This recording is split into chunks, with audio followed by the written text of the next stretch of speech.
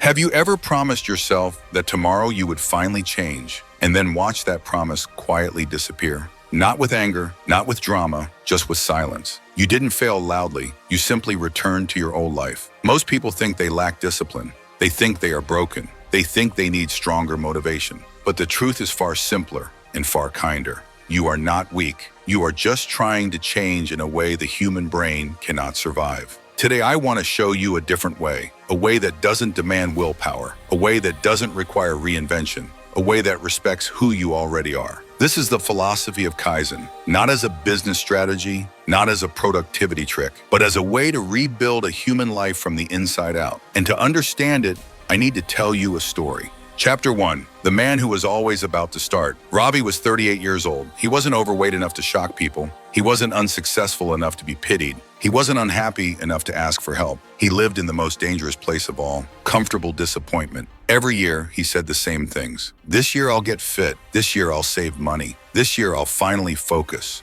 This year, I'll become serious about my life. And every year ended the same way, not in failure, in postponement. Ravi worked in an office. He came home tired. He ate quickly. He scrolled endlessly. He slept without peace. He woke without purpose. He wasn't lazy. He was exhausted. Exhausted from trying to change in big, violent bursts. Gym memberships, strict diets, motivational videos at 2 a.m., ambitious plans written in notebooks that were never opened again. Every attempt began with fire and ended with quiet shame. One night, Ravi sat alone on his bed holding his phone. He had just watched another video titled, "Change Your Life in 30 Days. He whispered almost angrily, "Why can't I ever stay consistent?" And in that moment, something inside him didn't feel angry anymore. It felt tired of fighting himself. Chapter 2, the sentence that changed everything. A few weeks later, Ravi visited his uncle in a small town. His uncle was in his late 60s, calm, lean, and strangely energetic. They walked slowly in the evening. Ravi complained about his life, his habits, his failures. His uncle listened quietly and then said one sentence. "You are trying to become a different person, but you have not learned how to become a slightly better version of the same person." Ravi didn't understand. So his uncle continued, "When I was young, I wanted to change my life many times. I always failed until I stopped trying to change everything and started changing one breath at a time." That night, Ravi searched for the meaning of Kaizen. He learned it meant continuous improvement through small steps, not heroic effort, not dramatic transformation, just quiet progress.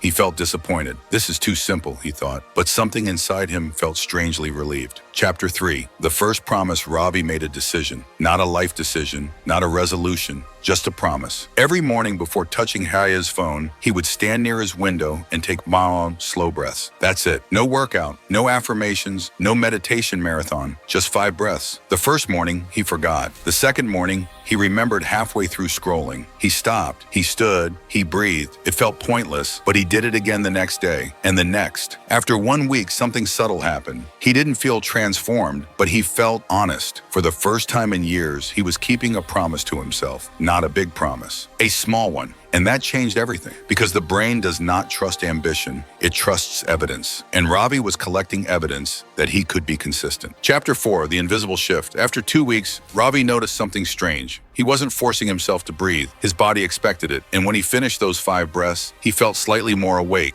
slightly more present, slightly more human. So he added one more small habit. He would drink a full glass of water after his breathing. That's it. No diet, no rules, no restriction, just water. And again, he kept the promise. Week after week, he didn't change much on the outside, but inside, a quiet identity was forming. I am someone who keeps small promises. This is Kaizen's real power. It doesn't change your behavior first. It changes your identity. Chapter 5, why big change always fails. Most people fail because they try to become a hero overnight. They wake up one day and declare war on their old self. They cut everything. They demand perfection. They expect immediate results. The brain panics. It sees threat and it fights back. That is why motivation dies. That is why habits collapse. That is why people quit. Kaizen does not threaten the brain. It whispers. It says, just do this tiny thing. No danger, no pressure. And because the brain feels safe, it allows the change. That is how you bypass resistance. That is how you rewrite yourself quietly. Chapter 6, the fall that did not destroy him. 1 month later, Ravi skipped his breathing. Then he skipped water. Then he felt the old voice. You failed again. But this time, something was different. He didn't panic. He didn't quit. He simply returned the next morning. 5 breaths, 1 glass of water. And he realized something powerful. Failure only becomes failure when you stop returning. Kaizen is not about never falling. It is about returning without self-hatred. This is where wabi-sabi enters, the acceptance of imperfection. Ravi stopped trying to be flawless. He started trying to be faithful to the process. Chapter 7, the expansion. Slowly, Ravi added, 5 minutes of walking, 1 page of reading, 1 kind message to someone each day. Not because he forced himself, but because his identity had shifted. He was no longer a man trying to change. He was a man who practiced improvement. 3 months later, people noticed. Not dramatic change, but calm change. He looked lighter. He spoke slower. He listened more. He was no longer rushing toward a future. He was living inside his growth.